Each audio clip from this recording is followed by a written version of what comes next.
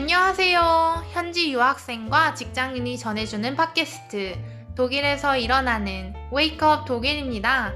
안녕하세요. 저는 독일 생활 2년차 회사원 쿄가입니다. 안녕하세요. 저는 독일 생활 6년차 대학생 융진입니다.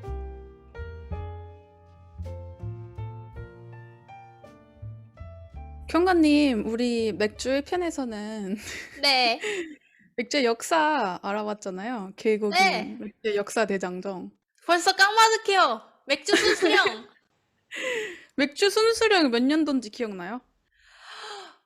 16세기였고요. 네. 1516년. 오. 하하. 그리고 4월이었던 것 같아요. 오, 대박! 4월 12일이었나? 4월 23일이요. 4월 23일. 아쉽다. 아, 대단하시네, 쿄가님. 한 일주일 지났는데. 정말 일주일이 지났을까요? 일주일 지난 거 아니에요? 아닌가요? 일주일 아니었나?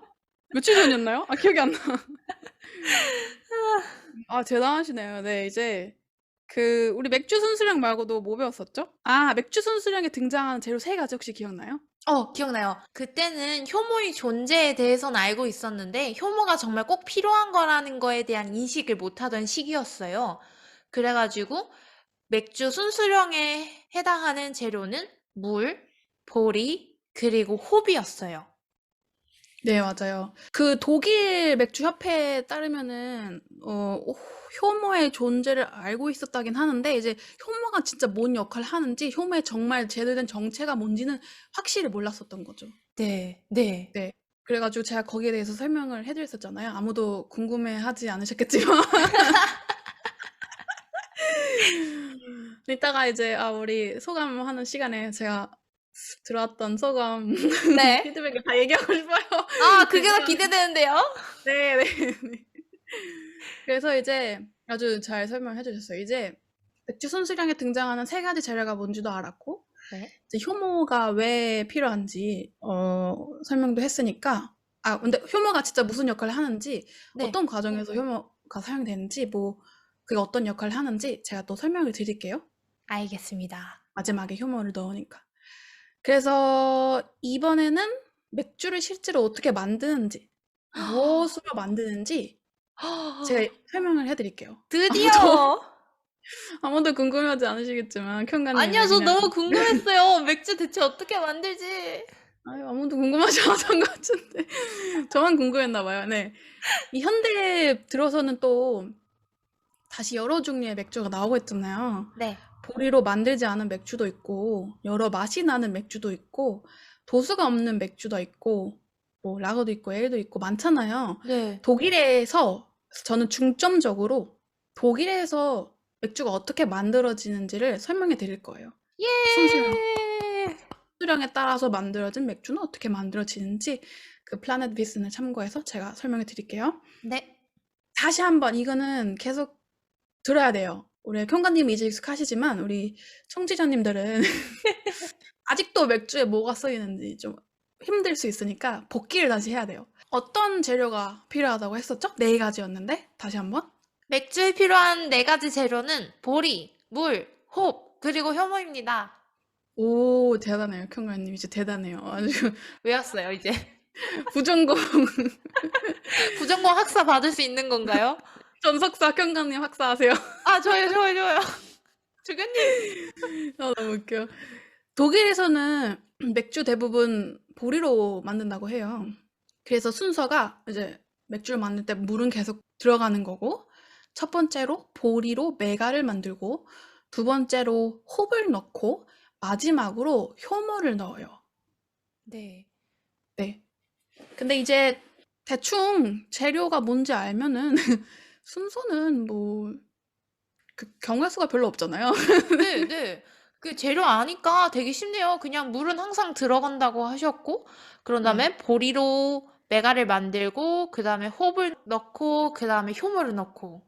간단하네요. 이거 너무 쉬운 거 아니에요? 되게 쉽죠. 근데 되게 쉬운데 제가 어떤 그 플라넷 비슨에 있는 다큐멘터리 같은 걸 봤었거든요. 네. 근데 거기서 어떤 맥주 양조업에서 나오신 분인가? 되게 높은 위치에 있던 사람이었던 것 같은데 그분이 같이 맥주를 설명하시거든요. 근데 이제 맥주가 그분이 얘기하셨나? 아니면 그 맥주 혐오하시는 분이 얘기하셨나? 어쨌든 어떤 분이 연구자분이 나와 가지고 맥주가 사실 되게 복잡한 네. 음료라고 얘기를 해요. 왜냐면 아. 메가도 쓰지, 홉도 쓰지, 효모 쓰지, 또 물, 미네랄 성분이 다르니까 뭐 물도 쓰지 이러니까 되게 되게 복잡한 어려운 여러 가지 일이 일어날 수 있는 그런 음료라고 설명해요. 그러게요. 네. 듣고 보니 그렇네요. 그냥 재료 효모 들어간다니까 효모 생각했지. 막상 효모도 만들어야 되고, 메가도 만들어야 되고. 그쵸. 여러 가지 이제 쓰니까 뭐 아하. 되게 다양하게. 그럼 이제 제가 메가를 어떻게 만드는지 알려드릴게요. 네. 네네. 우리 맥주를 만들 때 보리를 사용한다고 하지만 사실은 보리에 메가를 사용하는 거거든요. 네. 제가 앞에서 저번 시간에 사실은 메가를 사용한다고 하면서 나중에 설명해 드린다고 했었잖아요. 지금 메가는 그냥 건너뛰라고. 이제 네, 맞아요. 네. 이제 메가를 설명해 드릴게요. 우리 식혜 만들 때 엿기름 내서 만들잖아요. 엿기름. 들어보셨죠? 네. 네, 맞아요. 네. 저도 할머니가 맨날 엿지름 이렇게 하는 거 그냥 들었었거든요. 할머니가 직접 식혜를 만드셔가지고. 네. 그 메가의 다른 이름이 엿기름이래요. 그래요? 네, 저도 몰라서 위키피디아에 찾아봤는데 네. 그 메가를 치니까 이제 메가는 엿기름으로 이제 얘기가 나오고 그 밑에 메가라고도 한다, 뭐 맥술이라고도 한다 이렇게 이야기가 나오더라고요. 그래서 신기하네, 이게 오. 메가가 엿기름이었구나 하는 생각을 했죠. 그래서 메가를 만드는데 메가도 뭔가 좀 생소하잖아요. 엿기름이지만 할머니가 어떻게 하시는지 알지? 우리는 그냥 엿기름 쓴다 네. 하지. 그래서 어떻게 엿기름을 내서 엿기름을 어떤 식으로 만드는지 모르잖아요. 그래서 메가를 어떻게 만드냐면 3가지 단계를 거쳐서 만든대요. 아. 힘들어요, 맥주 만드는 거. 그러니까 벌써 그쵸. 메가에서 멈췄네요. 네. 네. 일단은 밀이나 보리 등 사용되는 곡식 있잖아요. 여기는 보리겠죠? 네. 맥주에 보리를 사용한다 했으니까. 그 곡식을 물에 충분히 적시고 그게 첫 번째 단계예요. 두 네. 번째 단계는 싹을 틔운대요. 오래 걸리겠네요. 모르겠어요. 근데 이게 싹을 틔운 다음에 뭐 식물 잎을 자라게 하는 건 아니라서 그냥 네. 진짜 싹만 나오면 되는 것 같더라고요. 네.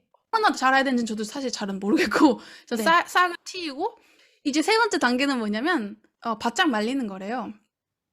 그래서 바짝 말리면 메가가 탄생하는데 네. 뭐 80도 정도에서 말리면 그 정도 되는 온도까지 말리면 헬레스 말츠 뭔가 색깔이 연한 메가가 되는 거고 뭐 네. 110도 되는 온도까지 말리면 뭐 그 사이겠죠? 그러면 둥클레스 말츠 좀 어두운 메가가 된대요. 그러니까 음. 얼마나 불에 많이 태웠냐? 아무튼 그렇게 된대요. 그리고 이제 메가가 준비가 됐으면 이제 이 메가를 물에 넣고 40도 정도에서 섞는데요. 네. 처음엔 40도 정도쯤에서 섞는데 이 섞는 과정을 독일어로는 마이신 프로세스라고 한대요. 이 마이신이라는 말이 그 미션 알죠? 경관님 미션 독일어 네. 미션. 섞다. 네. 섞다. 네, 그거의 옛날 단어라고 해요. 마이신. 근데 이제 마이신 프로세스라고 마이신 한다 이렇게 얘기해왔기 때문에 그냥 맥주 만들 때 마이신 프로세스라고 쓰는 것 같더라고요. 굳이 네, 미션이라고 굳이 안 쓰고 마이신이라고 한다고 그래요.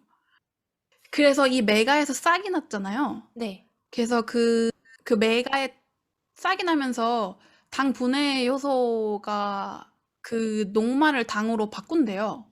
네. 네, 그냥 메가에 싹을 틔우는 과정은 이제 당 분해 효소가 녹말을 당으로 바꾸기 위함이다. 그래서 싹을 틔우게 하는 게 아닐까 싶어요. 그래서 이제 이러면서 온도를 좀 더 높여줘야 된대요. 그래서 40도쯤에서 시작했지만 뭐 어느 온도에서 시작할지는 그건 양조하시는 분에 따라 다른 것 같고 어쨌든 대부분 그 정도에서 시작해서 온도를 조금씩 올려줘서 좀 제가 본 기사로는 한 70도까지 올라왔던 것 같아요. 그래서 이 과정이 어떻게 끝나는지 아냐면 뭔가 어떨 것 같으세요, 경관님? 당신은 어떻게 판단했을까요? 이 과정이 어떻게 끝나는지. 뭔가 그때 당시에는 끝났다고 알림 보내주는 기계는 없었을 것 같아요. 그쵸? 그러니까 네. 아날로그로 하는 거죠, 아날로그. 아날로그는 사람이잖아요. 어. 그래서 맥주 마이스터들이 아날로그, 맥주 마이스터들이 알림을 보내줘야 돼요. 맥주 마이스터분들이 이제 맛을 보고 네. 됐다. 이 정도면 됐다 하고 이제 알림을 보내주는 거죠, 와, 아날로그로. 맥주 마이스터 뭔가 말 되게 멋있네요. 네, 근데 맥주 마이스터 하니까 너무 멋있어. 그래서 이제 지금은 네. 그렇게 안 하고 그 뭔가 테스트기가 있거든요. 요드기 테스트? 아이오딘 네. 테스트? 그래서 그 테스트기를 사용해서 결정한대요. 그래서 그게 아. 제가 실험실에서 실험할 때 썼던 요오드 테스트기는 긴 종이거든요. 이게 뭐 말려져 있는 종인데, 얇은 종인데, 하얀 종이. 네. 그게 요오드로 어떻게 만들어진 그 종이에요. 그럼 거기다가 그 액체를 떨겨요. 그러면 걔가 색깔이 변해요. 그러면 그 색깔 가지고 요오드가 그 반응을 하거든요. 그래서 아. 얘가 녹말이랑 반응하면 아직 녹말은 분해되지 않은 당이잖아요. 네. 예를 들면 뭐 슈데아케 같은 거 네. 녹말 걔는 분해되지 않은 당이기 때문에 걔는 이제 반응하면 보라색에서 검은색이 되고, 얘가 이 마이신 하는 과정에서 녹말이 당으로 변해야 되잖아요. 더 네. 작은 단계 그 당으로. 그 당으로 변했는지 어떻게 하냐면 색깔이 노란색으로 변한대요. 그래서 아. 그걸 보고 색깔을 보면서 이제 떨겨보고 변했네, 많이 안 변했네 이러고 이제 끝났는지 안 끝났는지 아는 거죠. 그래서 이제 당으로 거의가 다 분해가 되면 끝난지 알고, 그 과정에서 얻어낸 추출물 있잖아요. 그거를 맥주 만드는 데 사용되고, 네. 남아있는 부산물 같은 거 있잖아요. 그건 동물 사료로 줬다고 해요. 아니면 어. 빵 굽는 데 사용할 수도 있고. 그래서 이 우와. 추출물이 뭘 생각하면 되냐면, 우리 왜 멸치육수 낼 때 우리 멸치육수 낼 때 다시마 넣고 뭐 멸치 넣고 네. 끓이잖아요, 한 오랫동안. 네. 그러면 우리는 멸치 육수 물을 쓰는 추출물을 쓰는 거지. 네. 그 멸치랑 다시마는 건지잖아요. 아, 네. 그 건더기 해서 버리잖아요. 맞아요. 네, 맞아요. 메가도 이제 끓이다가 뭐 놓을 수 있는 건 놓고, 아니면은 뭐 음. 남아있는 거는 건지는 거죠. 그렇게 생각하시면 될 것 같아요. 우와. 그래서 이제 그 추출물을 쓰는 건데, 이 물이 맥주를 만드는데 꼭 필요한 재료잖아요. 네. 근데 이게 지역마다 물에 들어있는 미네랄 성분이 다 달라서 물에 따라 맥주 맛이 달라진대요. 아. 이게 물이 진짜 중요한 재료라고 제가 또 어디 기사에서 봤거든요. 아니, 어렸을 때 대장금 드라마 한창 유행했었잖아요. 근데 네. 저는 어렸을 때 그거 보면서 아직도 기억에 남았던 게, 그 대장금 주인공 그 장금이가 처음에 요리 배울 때 그 한상국님이 맨날 물만 먹게 한다고, 그래서 막 그 이상하게 여겼던 게 아직도 기억이 아. 나요.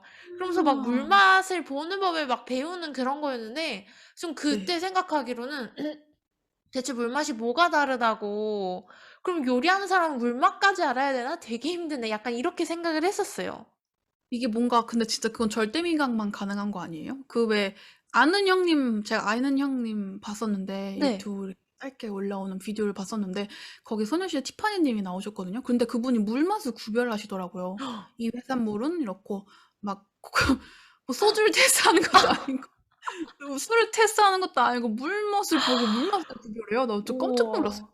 아니, 이게 대단하잖아요. 독일은 물맛이 워낙 극명하게 맛이 없잖아요. 그러니까 정말 물맛이 너무 이상해서 저는 독일 물맛은 조금 구분을 할 수 있는데, 근데 네. 한국은 워낙 다 물맛이 괜찮아가지고, 네. 구분 못하겠던데 진짜 신기하네요.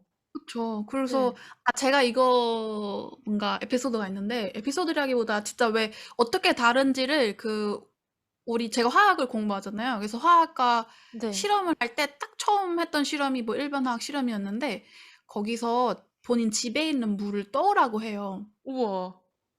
그럼 그 물이 이제 다 다른 곳에 사니까 우와. 물에 있는 성분이 다를 거 아니에요. 네. 그래서 본인 집 물을 떠라고 했던 거예요. 그 학교에는 물 써도 되긴 하는데, 그러면 애들 다 똑같은 결과가 나오니까 본인 집 물 떠면 이제 결과가 다르니까, 저 그때 뭔 말인지 몰라가지고 물을 못 가져갔었거든요. 그래서 생각 것 같다. 어. 어, 그때는 또 첫 학기라 가지고 힘들었죠. 어쨌든 그 아. 물의 강도를 네. 그 물의 세기를 경도라고 하거든요. 그러니까 네. 미네랄 성분에 따라서 예를 들면 뭐 칼슘이나 마그네슘 따라서 이제 성분이 다 다른데 들어있는 양이 다 다르다 보니까 그 마서헤아테라고 하거든요, 독일어로는. 물의 경도. 그 세기가 다 달라요. 그래서 그거 가지고 이제 실험했던 기억이 나요. 그러니까 물이 우와. 와 신기해요. 신기하죠. 우리나라도 할걸요? 다를걸요? 그래서 막 지하 안반수 물 다 다르고 그러잖아요. 제주도 물 그래요? 다르고 한라산에 있는 물 쓰고 뭐 어디 물 쓰고 뭐 지하 안반수 물 쓰고 그리고 물 맛이 아마 다 달라서 그런 게 아닐까. 아. 어쨌든 물이 되게 중요하다. 그렇군요. 여러분은 지금 독일 생활 팟캐스트 Wake Up in Germany를 듣고 계십니다.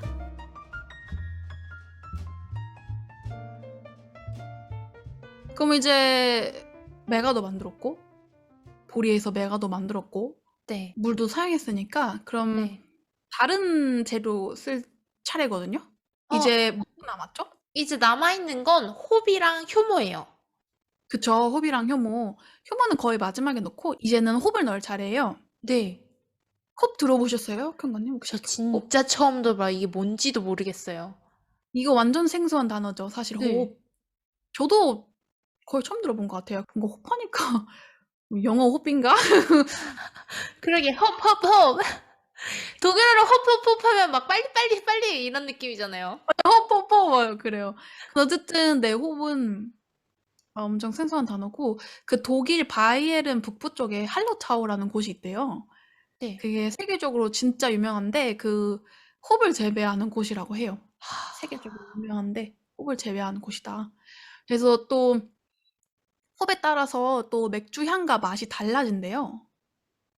그래요? 그래서 네, 맥주의 맛과 향이 달라지는 게 또 홉에 따라서 달라진다.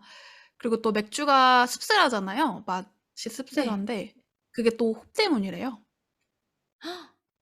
네. 그리고 또 맥주를 오랫동안 보관할 수 있게 해주고요. 그래서 홉을 넣으면 좋죠. 오. 홉을 넣어야 돼요. 그래서 제가 다큐멘터리 같은 거 봤을 때 그 홉이 그냥 뭐 식물 같은 거 같더라고요. 식물. 그래서 막 이파리 막 잘라다가 이거 사용해보고 저거 사용해보고 뭐 그렇게 하는 것 같아요. 저도 홉이 어떤 종류가 있는지는 저도 잘 모르겠고 그래서 제가 아직 석사인가 봐요. 박사가 돼서 교수가 돼야 되는데 정진하세요. 아직 그럴 순 없고 아쉽네요. 감사해요 경관님. 정진해볼게. 그래서 맥주마다 사용되는 홉의 양도 다른데 예를 들면 필스 이 맥주에는 엑스포트 비어보다 2배 가량의 많은 홉이 사용되어진대요. 이제 맥주마다 사용되는 홉의 양도 달라진다. 제가 맥주를 직접 집에서 만드는 기사도 읽었는데 그 사람은 이제 어떤 공식을 사용해가지고 홉을 얼마나 사용해야 되는지 계산했다고 그래요. 공식도 있다니 너무 신기하지 않나요? 아, 저 용진님한테 이거 배워가지고 맥주 만들어볼까 생각했는데 안 되겠네요. 무슨 공식까지. 네. 이 공식이 어떤지 너무 궁금해요, 진짜. 근데 또 공식 쓰려면은 뭐 이게 물이랑 뭔가 메가랑 관련이 있을 것 같은데 걔네에 따라서 이제 홉의 양도 달라지니까 어떤지 너무 궁금해요. 어떤 공식을 썼는지. 그거는 안 나와 있어요. 어떤 공식을 썼는지 그 공식이 어떻게 생겼는지는 본 적은 없고 아쉽네요. 거기 공식도 있다. 그 공식 사용해서 하면 된다. 이러고. 너무 궁금해요. 공식을 진짜. 알려줘야지. 공식이 있다는 것만 알려주면 어떡해요. 인터넷에 치면 나오지 않을까요? 저도 쳐보지 않았거든요. 홉 얼마나 넣어야 되는지 알려주는 공식은 어떻게 생겼나요? 이렇게 쳐봤어야 됐는데. 어쨌든요. 그리고 마지막 재료가 효모라고 했잖아요. 네. 이제 효모를 넣을 차례입니다. 제가 앞에서 효모를 설명할 때 발효가 어떤 건지는 나중에 설명해 드린다고 했었잖아요. 네. 기억나시나요? 저번 주. 저번 주부터 계속 효모 나중에 설명해준다고 계속 말만 하고 설명도 안 해주고 빨리 설명해주세요. 효모가 어떤 건지 제가 설명을 해드렸어요. 상면 발효 효모. 하면 발효 효모. 그건 기억나요? 기억나요. 네. 그럼 됐어요. 그럼 그럼 됐어요.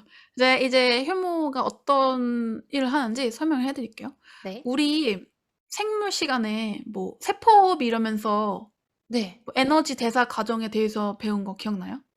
단어를 들어본 거는 같아요. 세포호흡은 무조건 들어봤을 거예요. 우리 네. 문과에서도 세포호흡은 어딘가에서 분명 들어봤을 건데 왜 우리가 산소를 마시면서 그러니까 산소를 이용하면서 그 세포호흡 과정을 통해서 나중에 ATP가 생성된다 하면서 막 긴 반응식 외우고 네. 그러거든요. 생물 시간에. 그러면 이제 이산화탄소랑 물이랑 에너지, 열이 발생한다고 그래요. 네. 근데 이거는 우리가 산소를 사용해서 호흡할 때 우리 세포 안에서 일어나는 얘기고 발효에는 산소가 필요하지 않아요. 결과적으로 미생물에 뭐 산소가 안 필요하게 된 걸 수도 있는데 어쨌든 산소가 필요하지 않고 이 미생물, 다시 말해서 효모가 산소가 없는 상태에서 당류를 분해할 때 에너지를 방출하면서 이산화탄소와 에탄올을 생성하거든요. 네. 그래서 왜 우리 나중에 이산화탄소 나온다고 그러잖아요. 제가 저번에 상면 발효 기억난다고 하셨죠? 상면 발효 효모 왜 네. 위로 떠오른다? 이산화탄소가 그 조직층을 위로 같이 올리면서 떠오른다. 아. 하면서 발생한다 그랬죠? 네. 그래서 이제 이산화탄소도 발생하는 거고 에탄올 나중에는 에탄올이 이제 결과적으로 생성이 되는 거예요. 부산물 같이. 그래서 발효에 에탄올, 결과적으로 에탄올이 생성이 된다. 아마 생물 시간에 발효가 어떻게 되는지 선생님들이 아마 다 설명해 주셨을 거예요. 근데 제가 이거 어디서 우스갯소리를 들었었는데 우리 몸에서 네. 발효가 일어나면은 전부 우리 다 취했을 거라고. 그래서 에탄올만 생각하면 다 취하는 거니까. 듣고 좀 웃긴데 이랬는데 안 웃겼죠? 아니요, 웃겼어요. 웃겼어요? 그럼 진짜 웃겼겠다. 진짜 막 맨날 취해 있어. 그러니까 몸에서 발효. 너 왜 취했어? 저 발효 중이에요. 죄송해요. 발효 중에 제 몸이 발효를 하고 있어가지고. 저 갑자기 몸이 발효를 해서 회사 못 나갈 것 같아요. 웃겨. 어쨌든 네. 발효 과정이 그렇습니다. 미생물이 이제 활동을 해가지고 산소 없이 네. 활동을 해가지고 에너지를 발생시키는데 거기에서 당이 알코올로 변화된다. 이거 아시면 될 것 같아요. 전 여기까지 하겠습니다. 우리 맥주 만들 때 또 메가, 홉, 물, 효모 다 같이 넣는 건 아니고 다 순서가 있어요. 순서에 맞춰서 넣어주면 되고 네. 이거 많이 저어주고 오래 기다려야 돼요. 그래서 옛날에 맥주 만드는 게 힘들었다 하는 이유가 막 네. 이것저것 묵은 거 많이 옮기고 불 지피고 오랫동안 젓고 그래야 되니까 힘들었다 그러더라고요. 단순 노동이잖아요. 뭐 맞아요. 젓고 막 이런 거 노동이니까 뭐 또 불 하루 종일 지피려면 장작도 패야 되고 장작 나무를 일단 해와야겠네요. 그거부터 일이 그러니까 힘들었던 거죠. 요즘에는 나무 안 패잖아요, 우리. 그쵸. 젓지도 않잖아요, 우리. 그냥 막 약간 재료만 준비한 다음에 버튼만 누르면 되는 거 아니에요? 뭔가 될 것 같아요. 네, 이거 보니까 보통 양조하시는 분들 보면은 이렇게 막 다 만들어져 있어요. 막 쇠 거기 물 담아놓고 뭔가가 돌아가고 거기서 이렇게 뭐 추가해주면 되고 이렇게 옆으로 옮겨가고 뭐 이렇게 흘러가고 막 이런 거 있잖아요. 요즘 자동화 시스템 다 그렇잖아요. 네. 그래서 자동화 시스템이라서 이제 손으로 하는 게 별로 없고 컴퓨터 앞에 앉아서 감독하고 테스트 하는 거 한다. 훨씬 덜 힘든 노동이다. 이렇게 네, 이런 일이 되었다. 그 대신 이제 마케팅에 더 힘을 많이 써야 되는 게 아닐까 싶어요. 그러게요. 네. 개발도 하고. 어쨌든 우리가 막걸리나 식혜를 집에서 만드는 것처럼 집에서도 직접 만들어 볼 수 있대요, 맥주를. 안 만들래요. 공식 없어서. 이게 공식이 없어서 안 만드는 거예요. 하기 싫은 거예요. 젓기 싫어서. 맞아요. 우리는 자동화 시스템이 아니니까 우리가 다 해야 되잖아요. 들어서 옮기고 이것저것 다. 그러니까요. 장작은 안 패도 되지만 그냥 여기 10분 걸어 나가면 마트고 거기서 1유로도 안 하는 맥주 사도 맛있는데 그걸 뭐 홉을 구해고 홉도 어디서 구해야 되는지 모르겠어요. 홉을 뭐 그렇다고 재배를 할 수도 없잖아요. 홉이 보니까 펠렛 해가지고 이렇게 뭐 펠렛 뭐라고 하죠? 그 왜 그런 조그맣게 찍어서 조그맣게 나오는 거 있잖아요. 예를 들면 우리 뭐 아스피린 같은 거 먹을 때 네. 동그랗게 만들어지는 거 있잖아요. 그걸 펠렛 그런 모양을 펠렛이라고 하거든요. 네. 이렇게 펠렛으로 나온대요. 홉 펠렛이 있대요. 그걸 넣으면 된대요. 어디서 사면 될 거예요. 그래도 안 할 거예요. 인정. 이해합니다. 저도 그럴 것 같아요. 아, 해 먹고 싶진 않아. 네. 우리 식혜 만들 때 얼마나 많은 노동이 필요한지 아니까. 저는 추석 때 만들어진 걸 항상 봐왔기 때문에 몰라요. 누가 만들어주면 너무 좋아요. 아, 저 할머니가 늘 이렇게 하는 걸 봤었거든요. 맨날 아, 젓고. 그래서, 아, 되게 손이 많이 가는 건 알고 있었어요. 아, 말씀드렸지. 네. 아, 그래서 저도 그냥 사 먹으려고요. 맛 좋은 맥주 많으니까 여기 맥주 본고장에서. 그러게요. 그러게요. 정말 사 먹는 게 낫겠어요. 네, 맞아요. 그런데 독일인들 많이 마시는 맥주 보면은 바이tzen 비어라고도 많이 있던데 바이zen은 네. 사실 보리가 아니고 밀을 말하는 거잖아요. 이게 네. 맥주 순수령에서는 보리로 만든다고 그랬는데 그럼 요즘은 그 밀로도 많이 만드는 건가요? 아, 이게 또, 와이슨비어도 역사가 좀 있는데, 제가 그 독일 양조 협회를 찾아봤거든요. 저도 이제 와이슨비어를 많이 네. 봤는데 얘는 왜 순수령에 등장 안 하나? 네. 그래서 그 독일 진짜 양조 협회 가면은 우리가 의문을 가질 수 있는 점에 대해 자세하게 얘기를 해줬어요. 진짜 좀 길게. 여러 가지. 나중에 또 읽어보시면 될 것 같고, 제가 이해한 바에 따르면 그 맥주 순수령에는 보리로만 만들라고 하긴 했는데 16세기에도 이미 밀로도 맥주를 만들었다 그래요. 네. 네. 당시에는 밀이 빵을 만들 때 더 많이 사용이 돼서 비렐름 4세가 순수령을 선포했다고 했잖아요. 그 바이에른 쪽 대공 비렐름 네. 4세. 그래서 네. 그분이 순수령을 선포할 때 밀로 맥주를 만드는 것에 대한 생각을 진지하게 하지 않았다고 그래요. 음. 그래서 나중에 보면 잉골슈tat이라는 도시에 맥주 순수령을 제정할 때 밀로 맥주를 만들 수 있는 특혜를 줬다 그래요. 우와.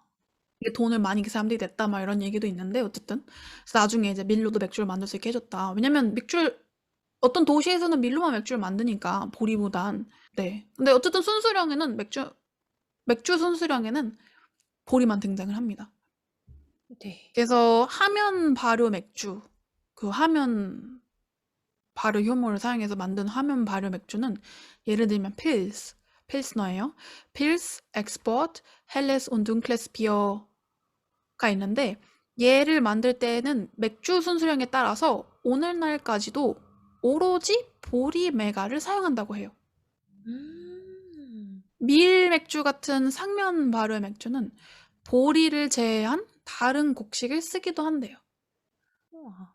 그래서 밀 맥주를 만들 때는 적어도 한 50%의 밀 메가를 사용한대요. 또 이제 그 아마 밀 맥주 뭐 역사 같은 거 찾아보면 또 뭐 길게 나올 것 같긴 한데 그거는 제가 여기서 다 설명할 수는 없고 왜냐면 되게 오래전부터 있었던 음료니까 그러니까 술이니까 한 네. 번에 다 우리가 얘기할 수가 없잖아요. 네, 그래서 나중에 그 내용 설명하는 칸에 여러 가지 링크 같은 거 넣어놓잖아요. 거기 막 네. 그 양조협회, 독일 양조협회 영어로 나오나? 영어로도 볼 수 있으면 좋을 텐데 어쨌든 거기 들어가서 보시면 될 것 같아요. 인터넷 구글해도 좋고.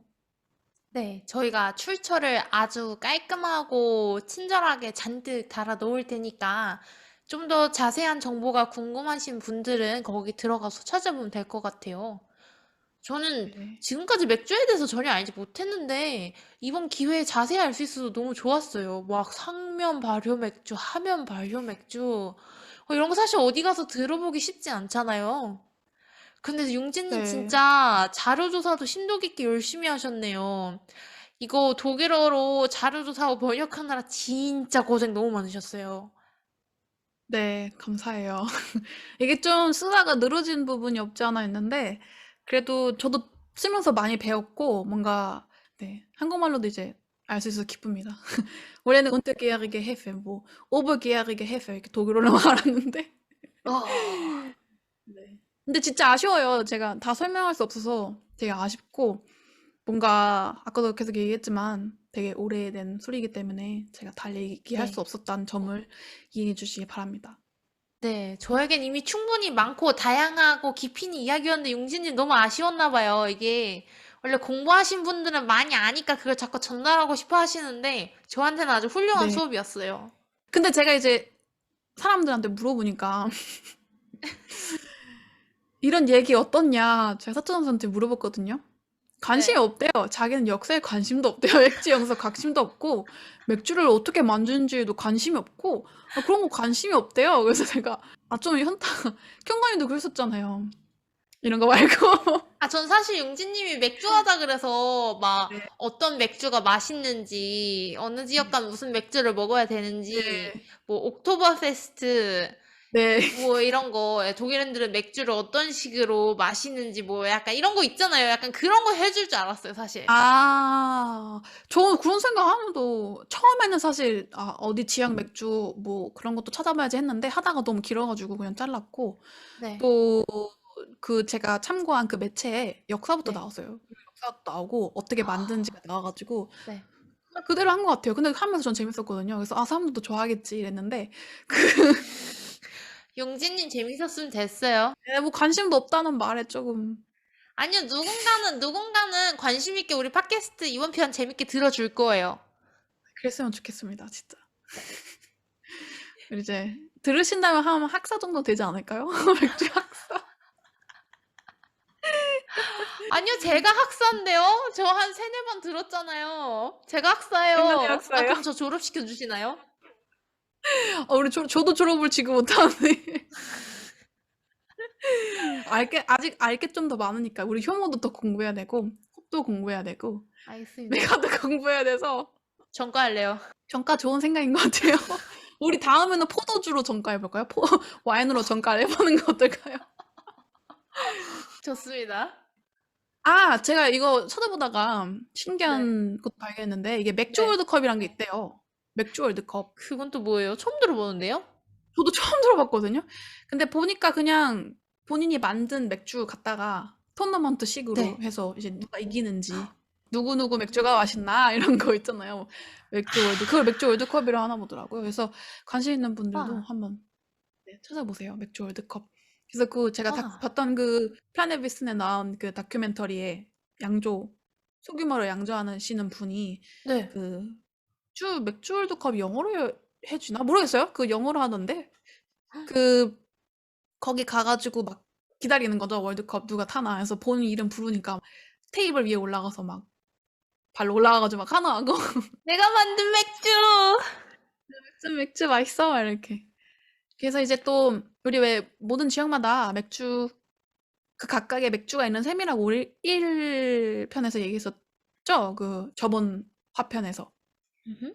그래서 독일에서 맥주를 마신다면 그 지역에서 만들어진 맥주 마셔보면 좋을 것 같아요. 왜 켄가님이 함부르크에는 알스타 비어 같은 거 있다 했었잖아요. 맞아요. 알스타물로 만든 맥주.